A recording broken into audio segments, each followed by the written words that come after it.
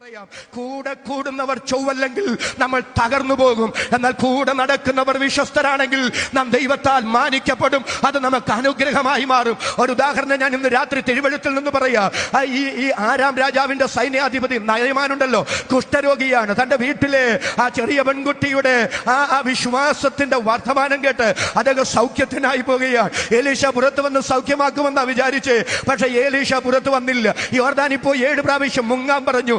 അവൻ ക്രുദ്ധനായി. അർബാനയും ബർപ്പരും പോലെ തെളിഞ്ഞ വെള്ളമുള്ള എന്റെ നാട്ടിലെ നദിയിൽ എനിക്ക് മുങ്ങരുതോ എന്ന് പറഞ്ഞ് അവൻ ക്രുദ്ധനായി മടങ്ങിപ്പോകുമ്പോ കൂടെ നടന്നവർ ചൊവ്വുള്ളവരായിരുന്നു, കൂടെ നടന്നവർ ആത്മാർത്ഥതയുള്ളവരായിരുന്നു. ആ ഭൃത്യന്മാര് പറയുകയാണ്, എന്റെ പൊന്നജമാനനെ 7 പ്രാവശ്യം മുങ്ങാനല്ലേ പറഞ്ഞുള്ളൂ, മുങ്ങിക്കൂടെ? സൗഖ്യമായാൽ അതത്ര നല്ലതാണ്.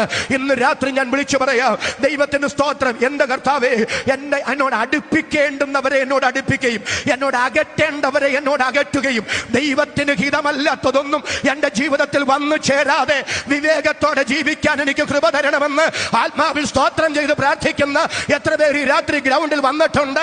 അവരുടെ കര ഞാൻ ഒന്നുകൂടെ കാണട്ടെ. കരവ് ശബ്ദവും ഉയർത്തി ദൈവത്തിന് നന്ദി പറയാം.